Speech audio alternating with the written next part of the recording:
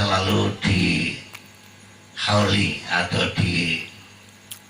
dihormati haulnya. Mbah Kiai Haji Muhammad Ma'ruf, oleh beliau mu'alif, beliau sebut sebagai As-Syekhul Walid. Itu suatu sebutan yang tidak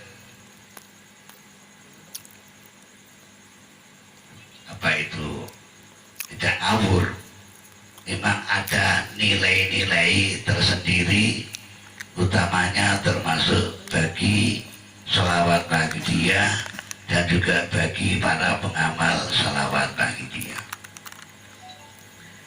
Kenapa beliau Mbah Kiai Mu'alif bagi dia menyebutkan Mbah Kiai Haji Muhammad Ma'ruf sebagai As-Syekhul Walid? Kalau dilihat dari kenyataan yang ada, tentunya penyebutan tidak As-Syekhul Walid, namun penyebutannya Al-Walidus Syekh. Mbah Kiai Ma'ruf adalah orang tua dan sebagai syekh bagi beliau mu'alif bagi dia radhiyallahu anhu. Namun beliau mu'alif itu orang yang sangat arif, bijaksana dan tahu rahasia-rahasia, sehingga kalimat syekh tidak ditaruh di belakang, namun kalimat syekh didepankan menjadi As-Syekhul Walid. Ini menunjukkan bahwa beliau Mbah Kiai Mu'alif Wahidiyah, Mbah Kiai Abdul Majid menghormati dan menganggap kepada Mbah Kiai Ma'ruf sebagai syekhnya, sebagai pembawa sanad ilmunya. Ini lebih diutamakan daripada mengakui beliau sebagai orang tuanya. Karena guru, orang tua, guru ilmu itu lebih lebih dihormat daripada orang tua asal.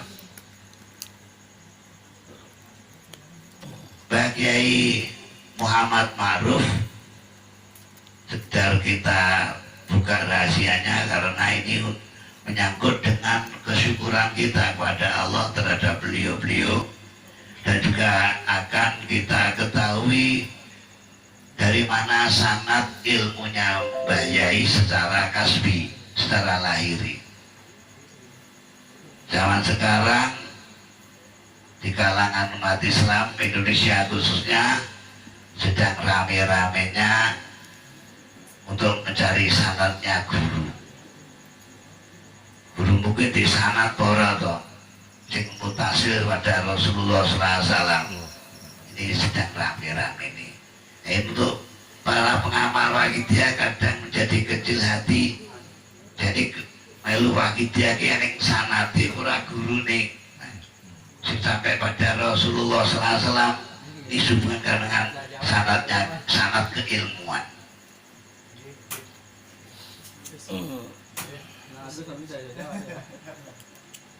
Dulu Al-Kisah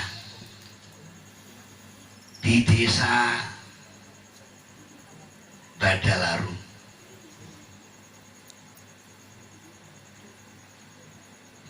pada tahun sebelum 1850-an. Ini ada seorang ulama, seorang kiai, ahli tirakat, ahli riyadhah, cerita, yang mendirikan pesantren di situ. Namanya kiai itu adalah Mbah Kiai Abdul Majid bin Mbah Kiai Syafi'i. Istilah disingkat mudah sekarang Mbah Abdul Majid Syafi'i. Beliau punya putra 10. Di antara putra beliau yang nomor 9 diberi nama Muhammad Ma'ruf, dan nomor pertama itu Mbah Nyai Bulkijah, ya. Yang terakhir Mbah Nyai Suratun. Mbah Kiai Ma'ruf yang kanak-kanak saat itu masih sapian, sudah ditinggal oleh ibunya itu setelah melahirkan, atau ya masih bayinya putra yang ke-10. Berarti Mbah Ma'ruf serta adiknya itu menjadi piatu. Jarak tidak begitu lama disusul Mbah Kiai Abdul Majid Syafi'i juga pulang ke rahmatullah, sehingga para putra beliau yang masih kanak-kanak termasuk Mbah Ma'ruf menjadi yatim piatu. Sejak kecil Mbah Ma'ruf dibina, diasuh oleh kakak sulungnya yaitu Mbah Nyai Bulkijah mengenai pendidikan keagamaan atau belajar ngajinya. Karena kondisi saat itu sangat kurang keadaannya, maka Mbah Ma'ruf tidak belajar di sekolahan. Belajar ngajinya sama Mbah Nyai Bulkijah. Alkisah, Mbah Ma'ruf itu kecilnya bandel dan dedel. Dedel istilahnya Om Jawa. Diwarai ngaji gak iso-iso. Sehingga bakyunya yang bernama Mbah Nyai Bulkijah itu sering jengkel, angel ulang-ulangan nih. Sehingga Mbah Ma'ruf saat kanak-kanak oleh Mbah Nyai Bulkijah, bakyunya itu disuruh puasa Senin Kemis. Nah, Mbah Ma'ruf taat pada kakak sulungnya, disiplinlah beliau melakukan puasa.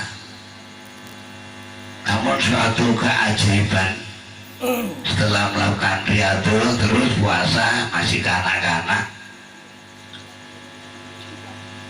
suatu saat beliau itu bermimpi ada ikan mas yang masuk ke mulutnya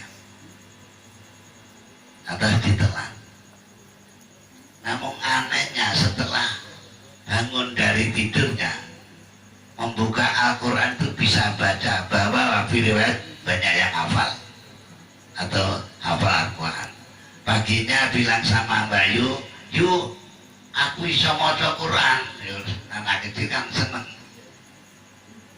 Lama iso po, iki wangele yang ngono. Buktekne supaya dibuktikan beliau membaca Al-Quran waktu itu sampai khatam. Inilah waktu pertama kalinya Mbah Ma'ruf menerima ilmu laduni, ilmu yang langsung dari Allah SWT tanpa ada usaha belajar. Namun namanya adik ikut sama kakaknya, ya suatu saat ada yang kurang disukai kakaknya mungkin, sampai terjadilah di situ kakaknya agak marah. Tuh Mbah Nyai Bulkijah marah gregetan. Mbah Ma'ruf sampai duduk nganggo uleg-uleg. Istilahnya orang Jawa ya. Duduk uleg-uleg. Lah Mbah Ma'ruf ya rada gregetan duduk uleg-uleg Mbak Ayune, lantas punya niat lunga. Cocok kasare wong biyen minggat, namun itu minggat baik.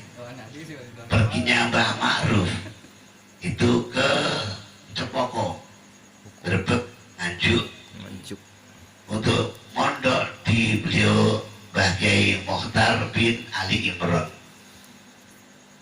Cepoko. Disitulah Mbah Ma'ruf belajar ngaji, meneruskan daripada pelajaran yang dipelajari dari rumah. Begitu pula di situ beberapa tahun beliau menerima ilmu laduni lagi yang kedua. Suatu saat beliau itu bermimpi bisa membaca kitab langsung, kitab yang dibaca oleh Mbah Mokhtar, istilahnya dulu Mbah Mo. salah bangun ternyata bisa juga. Oleh Mbah Yai Ma'ruf, kemampuan yang aneh itu disampaikan kepada Mbah Yemo, atau untuk Mbah Yemo dicobakan supaya menggantikan pengajiannya Mbah Yemo, untuk dicoba saja. Saya welah di situ, beliau Mbah Yai Ma'ruf setelah beberapa tahun di Cipoko melanjutkan pelajarannya di tempat lain. Tapi riwayatin yang dulu ke Semarang, tapi riwayatin yang dulu ke Tuban. Sekarang saya awali yang dari Semarang. Catatannya orang-orang NU. Beliau ke Semarang itu berguru pada Mbah Kiai Soleh. Istilahnya Mbah Kiai Soleh Darat, putra dari Mbah Kiai Umar. Siapa Mbah Kiai Soleh Darat? Mbah Kiai Soleh Darat itu seorang ulama. Beliau belajarnya di Jawa Tengah, pindah-pindah ulama Jawa Tengah, beberapa ulama, atau diteruskan ke Mekah. Di Mekah Mbah Yai Soleh itu bersahabat dengan Mbah Yai Syekh Nawawi Al-Bantani, Syekh Ahmad Khatib Al-Sambasi, itu Kalimantan Barat, juga bersahabat dengan Mbah Kiai Khalil Bangkalan, Mbah Kiai Mahfud Atul Musi, tokoh-tokoh Indonesia yang berada di Mekah. Beliau itu pun juga menangi atau berguru kepada Syekh As-Sayyid Ahmad Zaini Dahlan yang pengarang kitab Jurumiyah, Sarah Jurumiyah Nahu, dan di antara kitab adalah kitab Takribul Usul yang tadi disampaikan oleh penyambut tadi dari BPW Jawa Tengah dan dari Mbah Yai sampai itu Bayarun. Takribul Usul fi ma'rifatillahi wa rasul. Nah dari situlah Mbah Yai Ma'ruf berguru pada Mbah Soleh. Mbah Soleh sendiri bergurunya pada ulama-ulama yang berada di Mekah. Jelas kalau diriwayat dari sanad-sanad beliau yang saya sebutkan, ini semuanya punya sanad mutasil sampai Rasulullah Shallallahu Alaihi Wasallam. Setelah dari Mbah Soleh bin Umar daerah Semarang, beliau pindah ke Pondok Langitan, juga kepada Mbah Yai Soleh. Namun Mbah Yai Soleh bin Muhammad Nur Langitan. Mbah Yai Soleh ini pun juga ulama besar di Jawa Timur, juga berguru kepada ulama-ulama besar di Jawa Timur, di antaranya yaitu Mas Haji Abdul Qadir Tresmo, gurunya Mbah Soleh Langitan. Mbah Soleh Langitan pun juga pernah ke Mekah dan juga tabaruk berguru kepada As-Sayyid Ahmad Zaini Dahlan yang saya sebut tadi. Jadi sanad-sanadnya ini insya Allah bagi kami yakini jelas mutasil sama Rasul pada Rasulullah Shallallahu Alaihi Wasallam. Setelah umur 30 tahun Mbah Yai Ma'ruf disuruh pulang dari pondok dan juga jantung dinikahkan dengan seorang putri dari Mbah Kiai Haji Soleh juga, untuk langganan Soleh ini.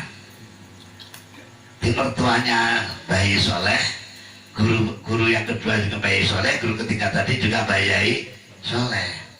Maka putra-putra beliau juga jadi orang-orang yang soleh. Setelah lahir putra yang pertama, entah siapa Mbak Bunyai dan yang lebih tahu. Setelah 2 tahun dari putra lahiran itu, atas dorongan dan ingin mengingat beliau meneruskan belajarnya si urung tutup dia. Wong kaya ngono alim itu sing kurang cara wong biyen. Anak sekarang bisa baca alfiyah menurut kata wis kudu leren-leren ngaji. Bae Ma'ruf belum cukup seperti itu. Masih meneruskan untuk menambah ilmu ke Bangkalan kepada Syekh Khalil Bangkalan. Sekarang beliau dari Mekah sudah mendirikan pondok pesantren di Bangkalan. Jadi Bae Ma'ruf satu Bangkalan itu sudah usia 30 tahun lebih, bahkan sudah punya istri dan anak. Si gelem mondok.